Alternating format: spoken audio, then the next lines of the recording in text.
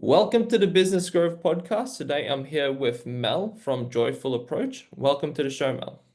Thank you so much, Leo. So tell us a little bit more. What do you do at Joyful Approach? So we basically have a business where we help with different business owners marketing, specifically health professionals, and we also have a health and wellness section where we help with people's health. My focus is on improving the quality of life of people. So, through growing my own following to 100,000 in under 4 months. I have learned some tips and tricks here that I help other health professionals, but basically helping people to come back to that calm state, fixing their gut, fixing their nervous system to have a better quality of life. Yeah. Okay. Nice. And then how did you stumble upon all of this in the first place to get into like the whole gut health space? Yeah, great question. So when I got out of university, at the same time COVID hit, and my thesis was on how to eliminate chronic pain by balancing your psoas muscle.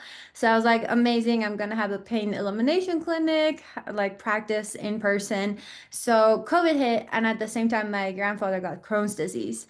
So we had to like find gut health solutions for him, and I went down the rabbit hole of gut health and Mm. realize that even inflammation or pain comes from a poor gut microbiome. And if we can help the dysbiosis, we can help the pain to go away too. I also looked extremely young back then. I guess I still do for someone who's 27. And people were like in our town, they were like, "You're a genius, but we don't trust you enough to be working with you. So sorry, we're not gonna have you as our doctor." And I Right. said, "That's okay. Like, I'm gonna find my audience online. I'm gonna start my TikTok account and basically see how it goes." So Mhm. I got myself like a TikTok coach in a sense, and he helped me. And in like 4 days, we had 10,000 followers. We figured like the best way is to go the gut health route because I was so involved with my grandfather's health with gut health, and it really took off. And we blew up 10,000 followers in 4 days and 50,000 in 5 weeks and 100,000 in under 4 months. So when a month passed, we were getting so many messages that I remember one weekend I literally had heart palpitation because my calendar got booked from September all the way to middle of January since my posts were gone Wow. viral. Yeah. And I didn't have any business. I didn't know what to do. And I had consultation calls come in, and I was like, there's no way I can do this. So that is when I invested in my first like business mentor in a sense. And he taught me like, okay, Mel, you need a high ticket program, a business. Mm. And we created the offer and we started. So in first month, we made 10,000, then 25,000, all the way to 75,000. And that is when I had like the most success in July.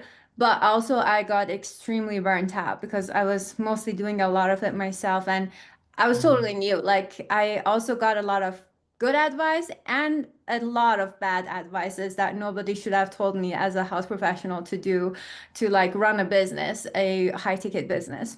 So I also saw huge potential in the space because many doctors didn't know what to do with marketing. They're so talented, but they don't know that there's a whole market out there where you can, go viral and gain clients online. So we started to shift our focus a bit, help with professionals, marketing and health. And now, after getting my second PhD this March in holistic functional medicine, I was like, okay, it's time to go back to the original thing that we were doing and help people in a new capacity, which is like let's calm down your nervous system in order to fix your gut.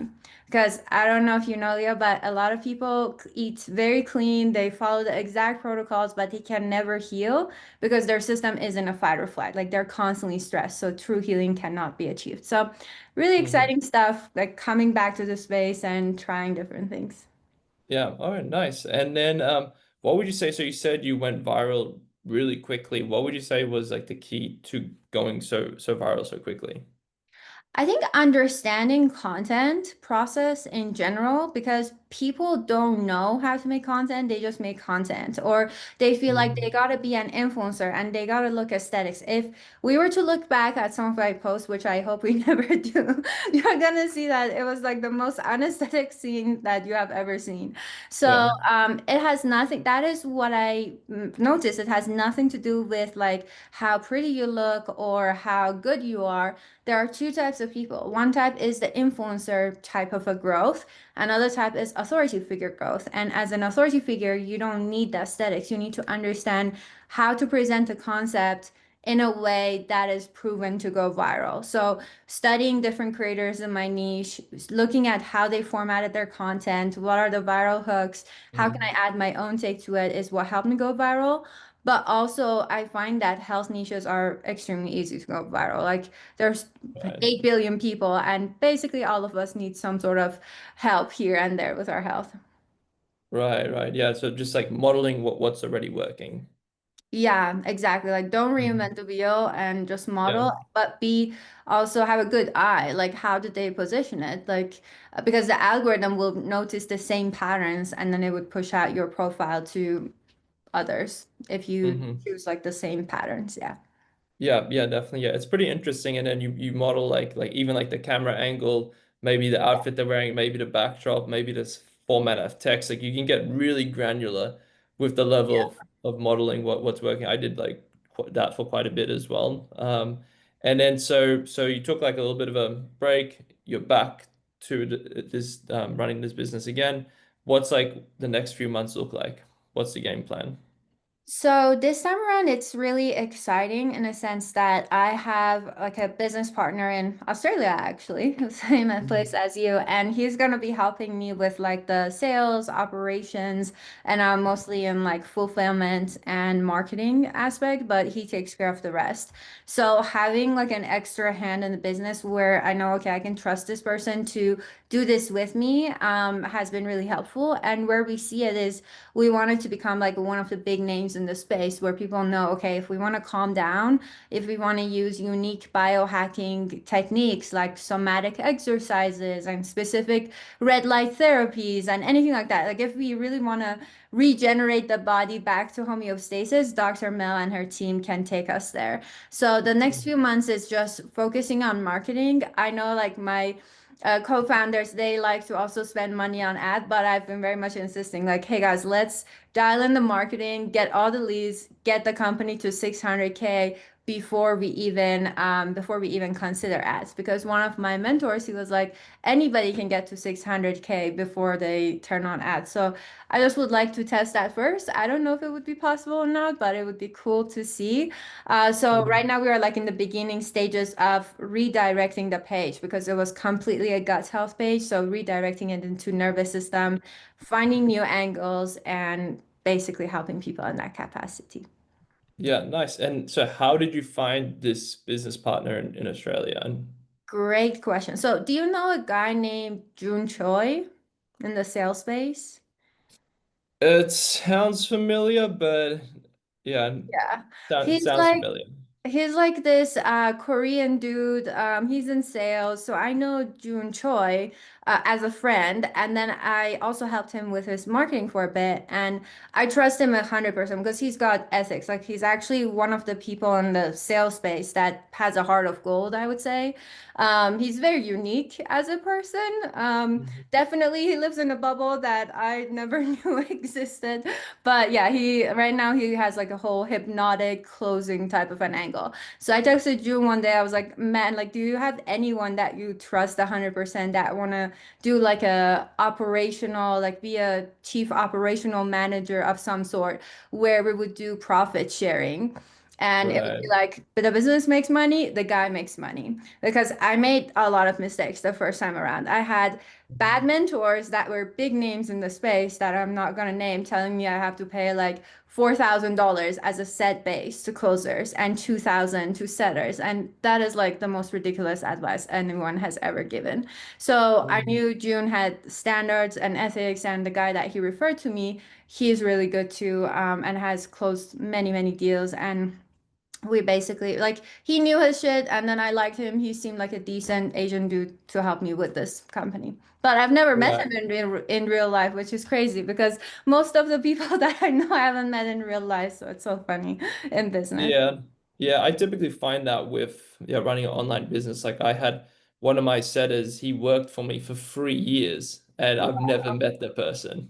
Wow. And yeah, we got along quite well. There was one stage when he was in like he was in the UK and I was in Belgium and it wasn't even that far, but we were just so like dialed in on the business and just Wow. working and we're just like, oh, we don't want to take time to go meet each other because then it's going to disrupt what we got going on. But yeah, I find that that's kind of generally in the online space, meeting people in person. It doesn't happen as often. Yeah. Yeah, and it's such a small circle too. Like I feel like reputation is the most important thing because anybody can hear anything. So Yeah. Oh yeah. Yeah, definitely. So it basically came about you asked June and then he referred you to someone else that is like yeah. they're going to be like the salesperson now. Yeah, exactly. Yeah. Okay, nice. And then so how has it been? I believe you said you started things back up again about 10-ish days ago. How has it been starting things back up from more or less scratch? It's been good. It's also brand new because as a joke this summer I started like a Spanish health account. My Spanish is very rusty. Like I can understand, but I can't talk that well. And it unfortunately blew up. So the page has like 60,000 followers now, and there's so many messages sitting there. So starting back up, we had to kind of like look at everyone's funnels again and see what's working because what was working like 3 years ago isn't working now. And we had to do a lot of shifting in our offer. Like at first, it was a brain and gut health offer, and we realized if we want to educate people on brain health and gut health, it's gonna take such a long time. But people already know about somatic exercises, nervous system regulation. So let's change the angle to nervous system and gut health. So it's been kind of fun and a little like challenging trying to find what is going on in the space now. Yeah. But yeah, there was like so many messages just sitting in the inbox, and when you don't answer, they can send you more messages on TikTok. So it was good that we were taking care of it and booking calls and ramping people up because it's everything's new. So it's like building, although I had like many assets for the first time around, we technically have to like build everything from the grounds up, which has been, fun and challenging, as I said. Yeah. Okay. And then so are you already starting to book people in again? Yes, and I'm not closing them myself. So we have like a closer, and then we got another one because she had limited availability, but they're going to be closing in English and one of them in English and Spanish. So Yeah. it's interesting. I've never seen like a Spanish health offer doing high ticket before, so I'm excited to see how it goes. Yeah, well, it's a I think it could be an untapped market. I don't know as much about the gut health, but it is like I find like these little niches where most people, everyone just goes after English, or like another one could be German, or another one could be French. Yeah, I've heard a few people. Oh, there was even some people doing like Dutch, Wow. and they were doing really good just targeting the Dutch market because the one person targeting the whole market. Who's targeting Dutch? Yeah, Um, people trust you more when you can speak their language and offer oh something yeah. that. Yeah. And then so what's currently working well for what you're doing, and then what's something that's not working as well as what you would like? Um, I think I can speak on Brian's behalf. Brian's his name. But like I see like the messages going in, like I can speak on my behalf, like marketing and fulfillment. Like we are having posts go viral again, Yeah. and we are having like DMs go for the setter and the closer. And with marketing, what is not going well is that we have to find newer angles. As I said, this is a new offer, so as a creator, I need to challenge myself to do like new stuff with it, which I haven't had like a lot of time because fulfillment's been taking a lot of my time. So with fulfillment, we actually designed an app that we are about to launch today on the App Store. We're just waiting for like the approval by Apple. Mhm. And we basically launched a gut and nervous system app. And we never had this the first time around where people can take a picture of their food and it would instantly show them what's going on in their plate, log in their wins, have a community, access the modules, message us directly within that. Like it's a full-blown system, which is exciting, Yeah. and measure their progress week by week. Because with health offers, it's really hard to remember how you were feeling when you first started versus how you are now. You forget that you were bloated, in pain, and whatever that was going on. You just remember, oh, I feel that much better now, and I don't know what was going on before.